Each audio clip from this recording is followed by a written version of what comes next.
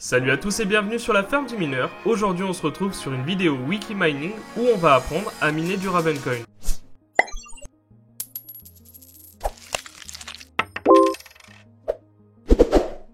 Alors avant d'entrer dans le vif du sujet, on va dresser la fiche d'identité du Ravencoin.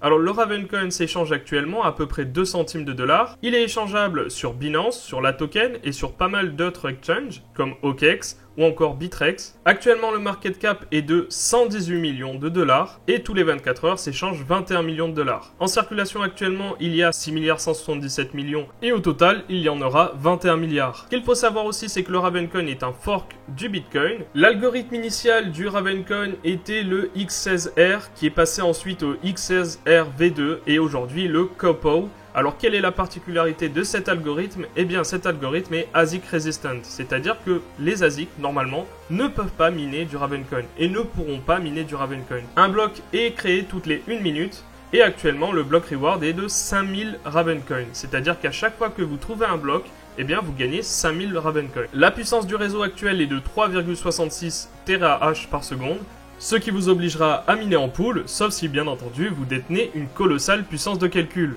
Afin de miner du Ravencoin, vous aurez besoin de 3 choses. Vous aurez besoin d'une wallet, vous aurez besoin d'une pool et vous aurez besoin bien entendu d'un logiciel de mining. Concernant la wallet, c'est très simple, je vous mettrai le lien dans la description. Vous pouvez aller sur le site de ravencoin.org, vous cliquez sur Get Your Wallet. Ensuite, vous sélectionnez la wallet qui vous sied. Moi, j'ai choisi Atomic Wallet par exemple, parce que c'est une multi-wallet, c'est-à-dire que vous pouvez stocker plein de crypto-monnaies. Pour télécharger la wallet Atomic Wallet ou alors T0 ou les autres wallets, c'est très simple, vous cliquez dessus. Nous, on va prendre l'exemple d'Atomic Wallet. Ensuite, vous faites Download. Vous sélectionnez Windows, macOS ou Ubuntu suivant votre système d'exploitation. Nous, on va choisir Windows. Une fois la wallet téléchargée et installée, vous aurez juste à créer votre propre wallet. Pour cela, vous allez créer d'abord un mot de passe. Ensuite, vous faites set password. Maintenant, il vous demande de copier les mots de récupération que vous voyez ici. Attention, vous devez correctement copier ces mots. Tout simplement parce que en cas de perte de votre wallet, ça vous permettra de récupérer votre clé privée. Ensuite, vous faites Open Wallet et là, vous avez juste à taper Ravencoin ou alors RVN. Et là, vous tombez tout simplement sur la wallet Ravencoin. Maintenant, vous n'avez plus qu'à cliquer sur Resave. Et là, vous avez votre adresse Ravencoin. Voilà, on garde cette adresse de côté et maintenant, on passe à la suite. Maintenant, on va faire d'une pierre deux coups et on va aller sur le site de la pool pour télécharger le logiciel de mining. Donc comme vous l'aurez compris, il s'agit du tuto pour miner avec des cartes Nvidia. Juste après, nous verrons comment miner avec des cartes AMD. Alors, pour télécharger le logiciel de mining, je vous mettrai tout simplement le lien de la pool et ensuite, vous aurez juste à aller sur ici Quick Start Guide et aller sur Download the Miner from GitHub. Une fois que vous êtes sur GitHub, vous aurez juste à cliquer sur le mineur adéquat à votre système d'exploitation. Donc pour nous, c'est Windows. Alors, il est possible que vous ayez des alertes Windows ou de votre antivirus qui vous prévient que c'est un virus. Mais ce n'est pas du tout le cas, c'est un faux positif, c'est-à-dire que le mineur va être détecté comme un virus étant donné que, comme je vous l'avais dit dans une précédente vidéo, les mineurs de Bitcoin sont détectés aujourd'hui comme des virus, étant donné que certaines personnes utilisent des mineurs pour infecter les PC afin de miner à leur insu.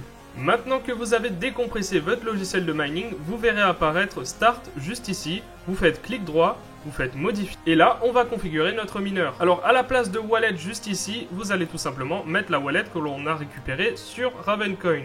À la place de wallet, vous allez tout simplement mettre l'adresse que l'on a configurée tout à l'heure, ici, celle que l'on a obtenue sur Atomic Wallet. Ensuite, le worker, c'est tout simplement le nom que vous allez donner à votre rig. Donc nous, comme c'est qu'une 1080, on va mettre 1080. Concernant le mot de passe, eh bien vous aurez juste à indiquer votre adresse mail qui vous permettra de modifier le minimum payout sur Nanopool. Une fois fait, vous quittez et vous enregistrez. Et maintenant, vous pouvez lancer votre mineur en cliquant sur Start. Là, vous pouvez voir ma puissance de calcul qui est en moyenne de 14 MHz. Pour vérifier que vous êtes bien reconnu sur la pool, vous allez tout simplement copier la wallet. Ensuite, vous retournez sur le site de Nanopool. Je vous mettrai bien entendu le lien dans la description. Ensuite, en haut à droite, vous verrez adresse et là, tout simplement, vous allez copier votre adresse. Vous voyez que mon adresse n'est pas encore reconnue, c'est normal, il faut encore attendre quelques minutes, quelques shares doivent être encore envoyés pour que votre wallet soit reconnue sur la pool. Après quelques minutes, vous verrez sur Nanopool afficher votre wallet et sûrement votre puissance de calcul. Si celle-là ne correspond pas exactement à ce que vous avez sur votre mineur, c'est normal, ça doit s'actualiser en fonction des shares. Maintenant, on va voir comment miner avec une carte AMD. Pour ce faire, on retourne sur le site de Nanopool. Ensuite, on clique sur Download Nanominer Here. On clique sur Ouvrir le lien dans un nouvel onglet. Et on va tout simplement télécharger Nanominer Windows. Sachez que Nanominer vous prend 2%, donc 2% de dev fee en plus des frais de Nanopool. Vous cliquez sur Enregistrer, vous faites Extraire ici. Ensuite, vous allez dans Config INI et vous faites clic droit, Modifier. Copiez ici les infos que vous avez dans Configuration sur le site Nanopool. Vous les collez sur le fichier config, vous remplacez votre wallet, vous remplacez wallet par votre wallet, vous changez le rig name si vous le souhaitez, et ensuite vous mettez une adresse mail. Vous fermez et ensuite vous lancez Nanominer. Après quelques minutes, vous pouvez voir la puissance de calcul qui est, pour ma carte, qui est une RX 470, de 8 MHz. Pour suivre l'avancée de votre mining sur Nanopool, vous retournez sur Nanopool et vous collez tout simplement votre adresse en haut à droite. Le minimum payout est de 100 Raven de base, mais vous pouvez l'abaisser à 50, tout simplement en cliquant sur Setting, en mettant le mot de passe que vous avez utilisé dans votre point BAT, donc c'était votre adresse mail, vous mettez 50 et vous faites Apply Change. Si vous voyez un correct password, c'est tout à fait normal, vous devez encore un peu attendre. Par la suite, vous verrez dans Balance le nombre de Raven que vous avez miné et dans Unconfirmed Balance ce qui est en attente. Ensuite, pour calculer votre rentabilité, vous pouvez aller par exemple sur What to Mine. Ici, vous rentrez la puissance de calcul de votre carte, donc nous c'est 14 MHz.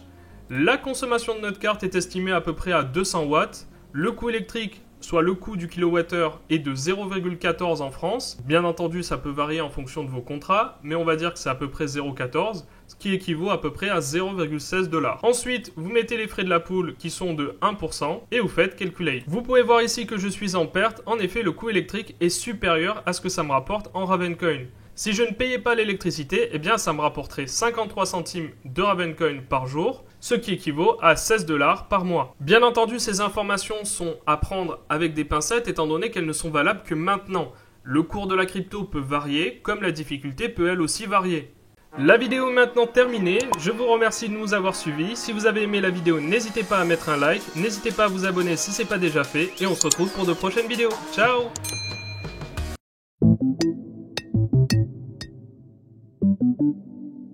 Thank you.